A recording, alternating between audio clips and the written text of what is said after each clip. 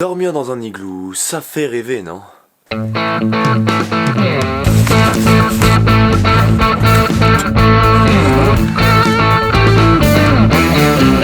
Salut la compagnie. Bon, il faut que je vous explique une petite aventure que j'ai effectuée il y a pas très longtemps. Ça fait déjà plusieurs années que je rêve de passer un bivouac dans un igloo, donc en montagne l'hiver. Malheureusement à chaque fois j'ai des petits soucis, que ce soit niveau conditions ou matériel, du coup j'ai jamais pu encore réussir à le faire. Mais figurez-vous que finalement j'ai réussi à relever ce défi. Et je vous propose tout de suite de vous raconter l'histoire de cette aventure. Donc je suis parti le 14 décembre avec mon pote Robin dans le massif des Bauges, donc sur le mont Marjaria à 1800 mètres d'altitude, pour réaliser cet igloo. On arrive à la station de Marjaria, on a déjà été accueillis par la pluie, donc on a commencé à se dire bon, un igloo sous la pluie c'est pas tellement génial. Puis finalement on a mis les sacs à dos sur le dos et on est monté à travers les pistes pour rechercher le sommet de ce mont Marjaria.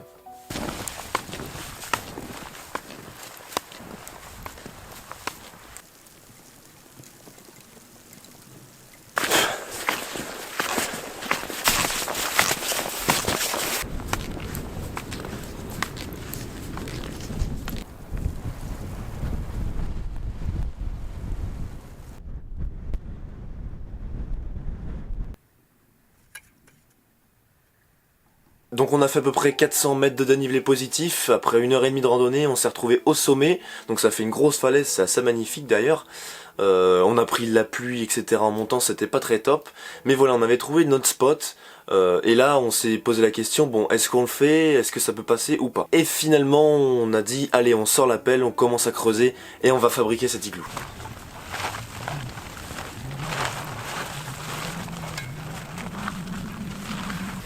Bon désolé, je sais pas si vous allez voir grand chose, c'est un peu la tempête, j'ai du mal à régler l'appareil.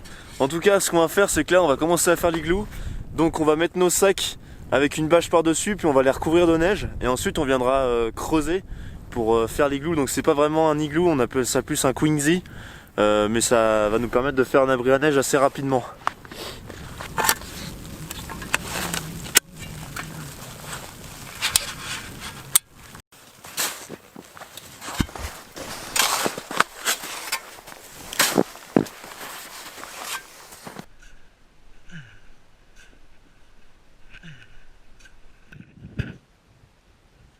Donc là notre tasse constitue, grossit de plus en plus. Et avec le temps on commence à avoir de plus en plus soif, parce que ça faisait 1h30, 2h qu'on mettait de la neige sur nos sacs pour constituer le tas. Et finalement en fait un truc qu'on n'a pas pensé avec la précipitation, je ne sais pas, ce qui est pourtant assez logique, mais c'est qu'en fait on n'a pas pensé à garder avec nous de l'eau ou notre kit de secours, etc. à l'extérieur de nos sacs. Donc en fait on s'est rendu compte que comme des cons, au bout de 2 heures on avait peut-être 1 mètre de neige sur nos sacs, et en fait on n'avait pas de moyen de boire ni rien. Donc ça c'est un petit peu con de notre part. Et là donc c'était le tour d'une autre étape qui était de tasser un petit peu le tas qu'on avait constitué. Donc là on a chaussé nos raquettes, on a tassé un petit peu le tout. Bon, ça fait 1h30 qu'on entasse de la neige, maintenant on commence tout juste à creuser pour avoir l'accès à l'igloo. Robin est en train de le faire derrière moi, on se relaie. Et sous cette petite pluie qui tombe là, c'est assez saoulant ces conditions. Mais bon, on fait avec, on sera bien quand on sera dans la neige sous l'igloo.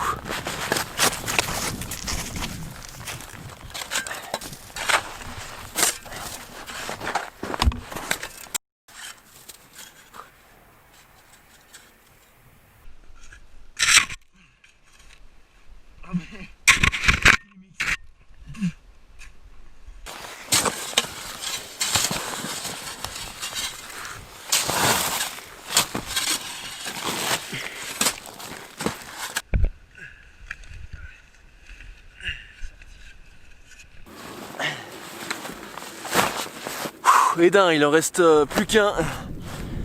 Et on pourra commencer à aménager l'igloo.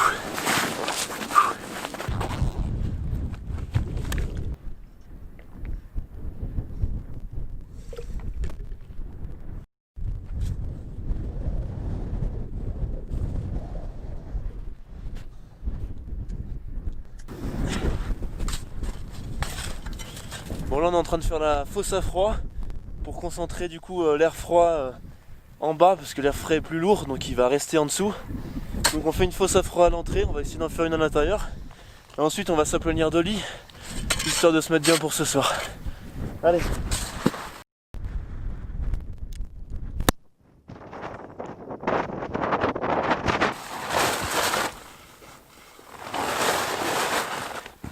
Ah putain, il fait bon ici. Là il est pratiquement 17h, 18h, on est exténué, je vous le dis vraiment, c'était quelque chose, enfin franchement c'est pelleté pendant 4 heures comme ça, non-stop. On était vraiment crevé, en plus la neige était vraiment lourde, gorgée d'eau, un peu dégueulasse. Mais bon, enfin, après on était trop contents, on avait notre petit igloo, et je peux vous dire qu'on était bien content d'avoir fait, parce qu'on se serait pas vu dormir sous un tarp dans les conditions qu'il y avait, parce qu'après le vent s'est levé vraiment fort, c'était un vent super frais. Et puis il pleuvait à moitié, de la neige fondue, donc c'était vraiment assez dégueulasse les conditions. Donc en fait on était finalement bien dans notre igloo, ça nous isolait bien, on n'entendait rien à l'extérieur et tout, on était vraiment bien. Et à 18h30, tellement crevé, on a rentré nos affaires, on a déplié nos matelas et nos affaires de couchage on va dire, pour que ça prenne du volume. Et surtout on s'est changé parce qu'on s'est trempé. Parce qu'à force d'être dans la neige, allongé dans la neige pour creuser, etc., on a fini par être trempé. C'est pour ça que je vous conseille toujours d'avoir au moins une sous-couche, donc des sous-vêtements secs que vous emportez dans votre sac, dans un sac étanche. Donc moi j'avais un autre t-shirt en laine mérinos, des chaussettes, etc. pour vous changer, parce que si vous gardez une sous-couche mouillée sur vous, c'est là que vous allez avoir le plus froid. Donc voilà, vraiment, on s'est changé, ça nous a fait réellement du bien. Et là, on avait vraiment faim, soif, donc on s'est abreuvé. Moi, j'ai allumé le réchaud, on s'est tapé 1 litre de soupe qui nous a fait vraiment plaisir, de la soupe chaude avec mon réchaud Optimus.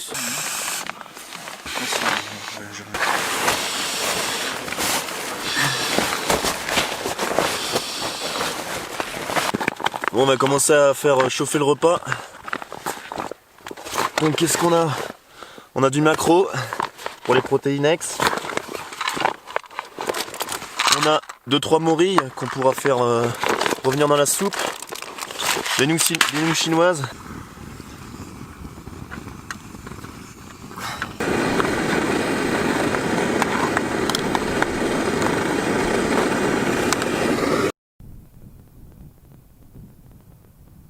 Allez, la soupe est prête, on va enfin pouvoir se requinquer.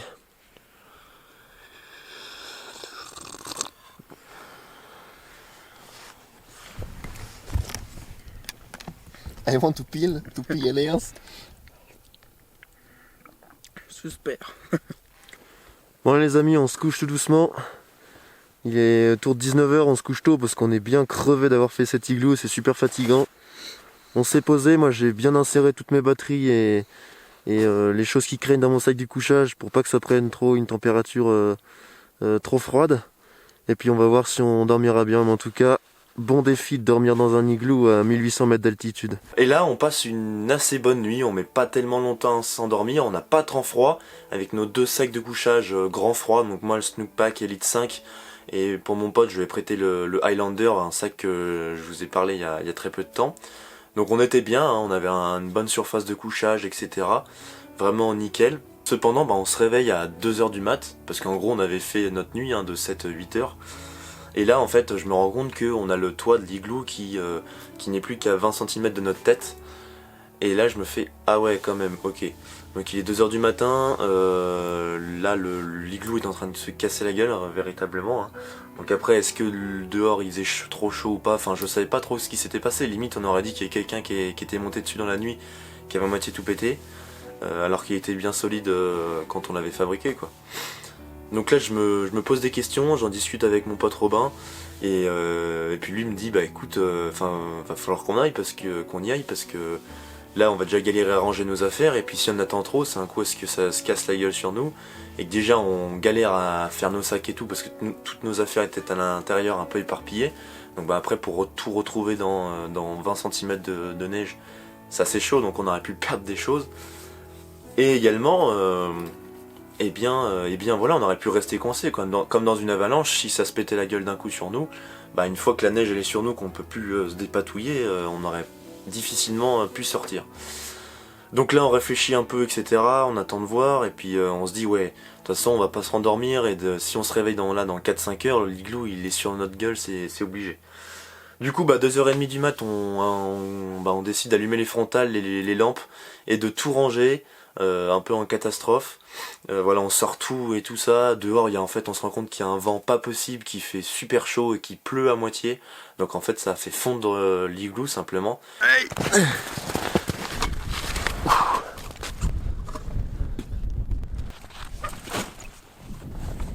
s'est extirpé de l'igloo, puis là on range nos affaires à l'extérieur parce que c'était pas possible à l'intérieur, il y avait pas assez d'espace. Et puis après on va redescendre en nocturne.